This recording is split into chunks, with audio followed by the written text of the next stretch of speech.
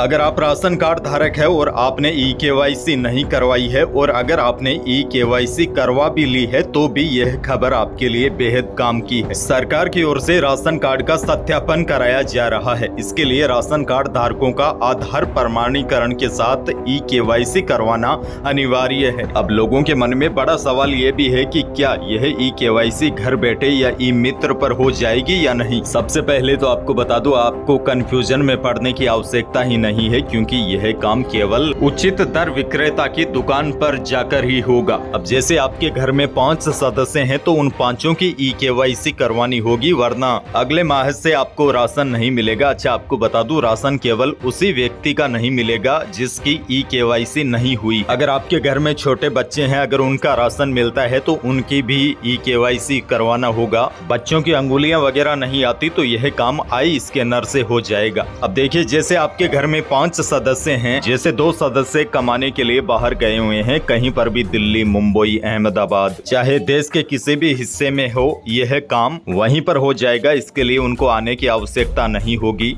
लेकिन उनको आधार कार्ड लेकर नजदीकी उचित दर विक्रेता की दुकान पर जाना होगा, वहां पर ई-केवाईसी हो जाएगी। अब जो लोग देश में रह रहे हैं उनके लिए तो परेशानी नहीं होगी, लेकिन जो लोग विदेशों में रह रहे हैं, जैसे दुबई, कुवैत, सऊदी अरब या फिर कोई और देश भी हो सकता है, वहां पर ई-केवाईसी वगैरह नहीं होगी तो उनके लिए मुश्किल खड़ी हो सकती है। हालांकि उनके लिए डेट वगैरह बढ़ाई जा सकती है, लेकिन आपको बता दूं, जैसे एक परिवार में 5 सदस्य हैं, 5 में से 4 विदेशों में रहते हैं, वहां पर उनकी अच्छी खासी कमाई भी हो रही है, बच्चों को भी बाहर ही पढ़ा रहे हैं, लेकिन एक सदस्य को यहाँ छोड़ जाते हैं ताकि सरकारी योजना का फायदा मिल सके, चाहे पीएम किसान योजना हो या फ्री राशन। यानी कि खुद विदेशों में सेटल हो गए हैं, उसके बावजूद भी उनके परिवार सरकारी योजनाओं का फायदा उठा रहे हैं। तो ऐसे लोगों के लिए अब मुश्किलें खड़ी हो सकती है। और सामने यह भी आ रहा है, कई जगहों पर तो मृतक या फिर बाहर रहने वाले भी राशन कार्ड की सुविधा का लाभ लेते हैं। इसी वजह से कहीं न कहीं राशन कार्ड धारकों का ई-केवाईसी जरूरी हो गया था,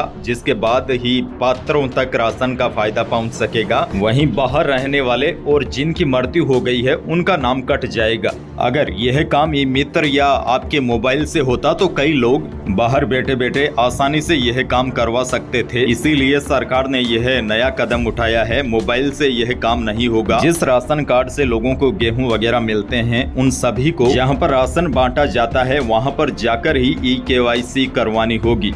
अच्छा, इससे एक और बड़ा फायदा होगा, जैसे ही अपात्र लोगों के नाम काटे जाएंगे तो उसके बाद जो पात्र लोग हैं और जिनके पास नए राशन कार्ड बने हुए हैं उनके लिए जगह खाली हो जाएगी और सरकार चाहेगी अपात्र लोगों को हटाकर उनकी जगह पात्र लोगों को शामिल किया जा सके, जिनको वास्तव में ही फ्री राशन की आवश्यकता है। इसी वजह से ई-केवाईसी करवाया जा रहा है। बाकी इसको लेकर कोई आगे नई जानकारी आती है तो मैं आपको अपडेट जरूर दूंगा। फिलहाल वीडियो को लाइक करना बिल्कुल न भूलिए और चैनल पर नए हैं तो सब्सक्राइब भी कर लीजिए ताकि आप अपडेट रहे बड़ी और काम की खबरों से। धन्यवाद।